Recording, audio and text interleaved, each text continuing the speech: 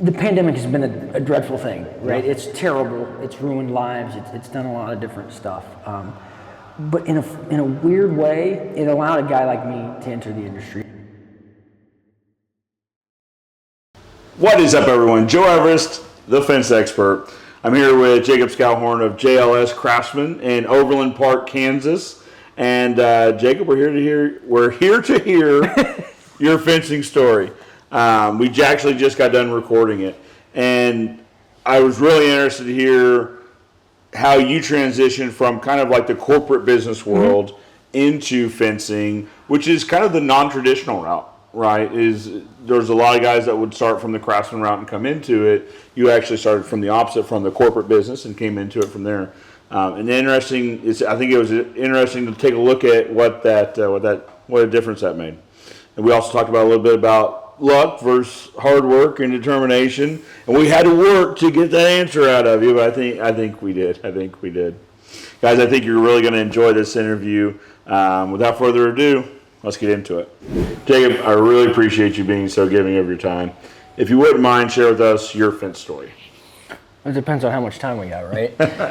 Depends on how deep I go in the story. So we're a relatively young fence company. Sure.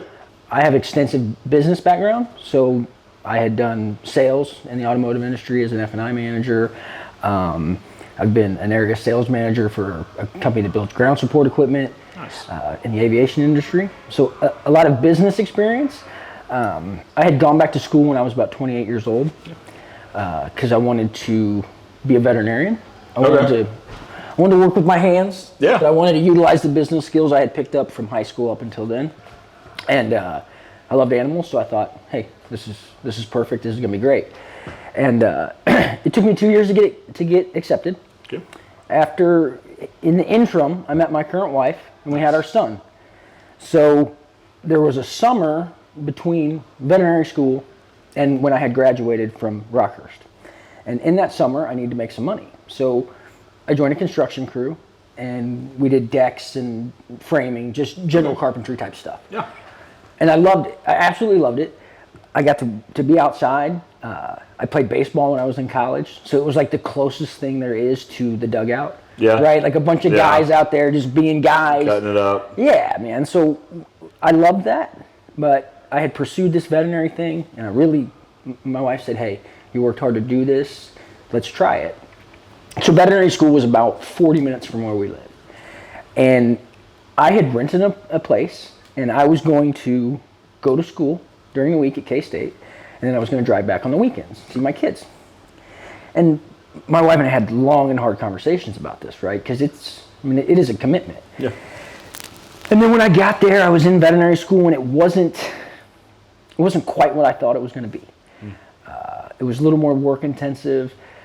So my wife and I talked, and we kind of decided, this was a noble pursuit that had gotten selfish, right? Like Mason's here, and so I left, and I was completely okay with that. I was at peace with it. As a matter of fact, when I left, I packed my stuff, and I haven't been back to the town since. Like, I was okay with it. Sure. But I had to make some money, so I went back to sales, and I did that, and in a really long story that we can maybe talk about later, I ended up in the aviation industry. Okay. And I'm in the aviation industry, and I'm one of 5 area sales managers for a company that builds ground support equipment. And I'm responsible for $20 million accounts. So I'm handling American Airlines, United Airlines. Oh, wow. I'm doing margins. I'm doing this stuff, right, that is fundamental to running a business. Sure. About a year and a half into it, my wife gets autoimmune hepatitis. Oh. So she goes from training professional athletes to a liver transplant in 3 months. And the pandemic hits, and the aviation industry all but halts. I'm working remote. I work out of my house. The company's based in Connecticut. I live in Kansas City. Sure. So I got all kinds of free time. Some friends that I had gone to school with knew that I had some construction experience. And she reached out to me and said that my parents inherited this house and the fence has fallen down. Do you think that you could help them? And yeah, of course, I can help them. Yeah, I got tons of free time. I got construction experience. So I start Googling like how much are posts, how much are 2x4s. I don't even know what a dog-eared picket is, right? Like I'm just Googling things. Sure. And Google does data capture, right? Yeah. That's like when we are advertise on Facebook, we're counting on them to find the people who are interested because of what they've been searching. Right. Targeted advertising. Correct. So I start seeing stuff for fences all over the place on Facebook. And in my experience with business, I've read a few books, and you read about people who started businesses or came up with ideas, and the universal theme is that I saw a need in the market and I fulfilled it. Yeah. They don't take a lot of credit. They're not like, oh, I did this great thing. Yeah. Just there was a need and I fulfilled it. Right. So there was a need and I fulfilled it, and I did that part-time. I worked both my jobs, which really benefited me in the company, right? Because I was able to lose on some deals that the fact that I had another job absorbed that. Yeah. I made some mistakes. One job I did, I had built my own spreadsheet, and I forgot to put the pickets in. Oh, no. And I did the job. The guy took it. I go to do my analysis on the job. I made $200 on the job. I've been there for like 3 days. I mean, these are things that would have crushed me if it was my job. Right. But I was able to learn. Sure. I was lucky. And I got to dump everything into the business. So we'd been open around a year. I paid cash for a mini skid steer. I have 2 little beavers. I bought an F-250. Nice. I got to dump all this stuff into it. I got to make mistakes, and it worked out. April of last year, the aviation industry it's not recovering from COVID, so I get laid off, and I've got this fence deal in my back pocket, and I had gone to vet school because I wanted to work outside, like we talked about. I wanted to work with my hands. Yeah. I wanted to use my business skills and my sales background, but it didn't work out. But guess what? I'm building a fence. I'm working outside. Yep. I'm using my business skills. I'm working with my hands. Yeah. I'm hanging out with a bunch of people I like. It has allowed me to just do more things. I wanted to be a coach growing up because I wanted to mentor kids. Nice. I have 2 19-year-old kids that work with me. Perfect. They're unbelievable. My team's unbelievable.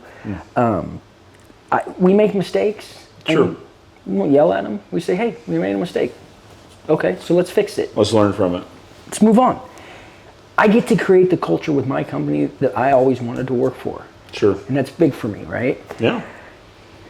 We've grown exponentially. A lot of people ask, how did this happen? How are you doing this?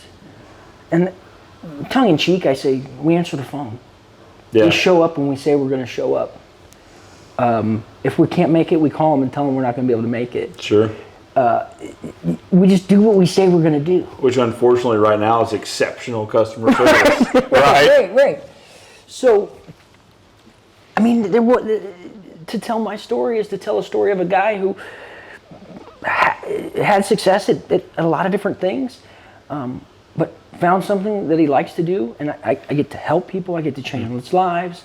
I get to come to places like New Orleans. I get to meet guys like you. Sure.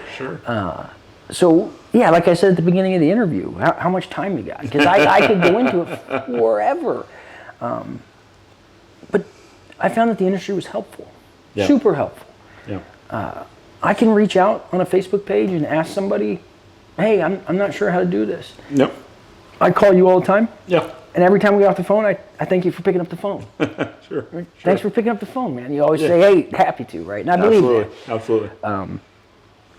So the fence company that I have is, we have core values, and we send them to the customer with every quote, and then at the end of the job, the team gathers, and my foreman Brandon, all 3 of my guys are irreplaceable, right? Like they each have they're family to me. I absolutely love them, and we all come together and we say, did we live up to our core values? Did we do what we said we were going to do? And then we all walk the fence line together, and we all look, and they pick out their own mistakes, right? I don't have to put it out there. So it's been a gift, man. It's been a blessing. We've grown way faster than I thought we would, and we keep growing. But yeah, that's my story, man. I was a guy who fantastic. just had some business experience. That and I think, and you say just had some business experience.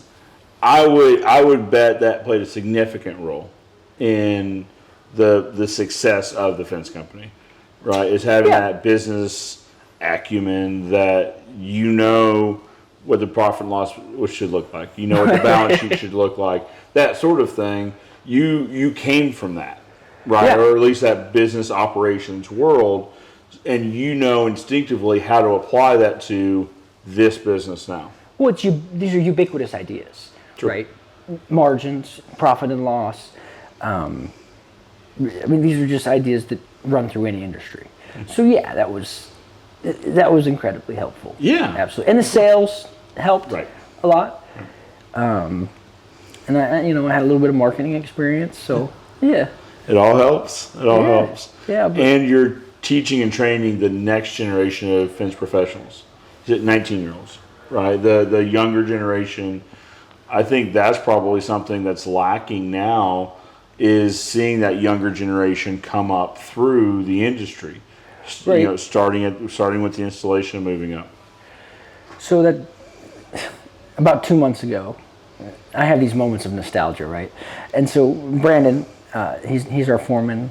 We're standing there and we're looking, and Dayton, he was the first guy the first official JLS Craftsman employee. Nice. And he's a young kid, and I'm looking at him, and he's running pickets, and he's double ripping, and he's making sure that everything's level, everything's good. And I turned to Brandon, I said, Brandon, just stop for a second. I said, look at this guy. He's like, what? I'm like, this guy has learned a skill that he can use for the rest of his life. Yeah. If he decides he doesn't like JLS Craftsman anymore, he's a 19-year-old kid, and he can make enough money to send his kids to college, have a great career. And I'm like, Brandon, you're the one who deals with this guy every day. You changed this kid's life. Yeah. And that, I mean, what do you want? Yeah, no, I think that's incredible, and I think we need more of that. Like I said, the training of the younger generation, because I mean, this industry is not a young industry, right? So when we're looking at fence tech, when we're walking through the floor, it's not a young crowd, right? Now there are young folks in it, for sure, but I think if you look at the average age of the crowd, it's not a young crowd. Right. So I think we as an industry need to focus more on exactly like what you're doing, finding younger professionals willing to put in the time and effort and sweat to learn a trade, and I think we need to take responsibility for the training of them, right? Not just throwing them into the fire, but actually putting into them, training and education. So I do quarterly goals with the guys, and a lot their goals are really just tied to getting better. Sure. The fourth quarter goal I have for Brandon is that I want him to go to an AFA training class. Nice. We try to make those, and we have this cliche when we're out on the job, and it's corny as hell, but we say we try to be perfect, and hopefully we'll pass great on the way there. We'll never make it, but hopefully we get past great. And Sure. they make fun of me when I say it. They're like, "Oh, okay," but they get the gist of it. Right. Is that we're going to try to do the best that we can. And if we're not perfect, we might touch greatness. Yeah. And that's good. Yeah, of course. That's good. Let me ask you, in the closing question, how much of your success would you attribute to luck, and how much would you attribute to hard work, perseverance, that sort of thing? So that's a really interesting question, and I think that the pandemic has been a dreadful thing, right? Yeah. It's terrible. It's ruined lives. It's done a lot of different stuff. But in a weird way, it allowed a guy like me to enter the industry. And I'll explain to you what I mean. Yeah. Is that when you are wanting to start a company and you're going against the fence expert at Ozark Fence or the big dogs in Kansas City. Sure. They have access to materials you don't have. They have labor that you don't have. They have experience that you don't have. But when a pandemic comes along and everybody is having trouble getting materials, Yep. everyone is having trouble hitting schedules, everyone is having trouble finding employees. Suddenly all the things that made you an amateur before, everyone's experiencing that. Yeah, it levels the playing field. Right, so it allows a guy who cares, who has a passion for it, but doesn't necessarily have the technical skills, to say, hey, they can't get the materials. I happen to have them, or or hey, they're 6 weeks out, and so as horrible as it's been, it allowed me to get into something that I probably wouldn't have ever had the chance to even think about doing. Sure. And it kind of provided that opportunity. Yeah. So to answer the question though, success versus hard work. I love that answer though. I love that answer.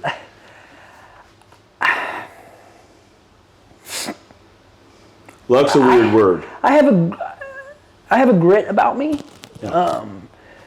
My sister, on my birthday, sometimes she posts a quote from Babe Ruth that says, "It's just damn near impossible to beat a guy who refuses to quit." Right. So there is a certain level of tenacity where when I do fail, I fail. I fail quite a bit. Instead of it destroying me, it challenges me to get better. So yeah, I mean, there's a lot of hard work, but Sure. when I was working 2 jobs, if I had to wake up in the morning and go to the other job, I had to set an alarm. I'm like, yeah, this sucks. But when I had to wake up to go build a fence and run a jackhammer for an hour, and I woke up 30 minutes early, I was ready to rock and roll. Popped out of bed. So it's not hard. It's not hard to put in the hard work, but yeah. I mean, there's hard work. It's not easy.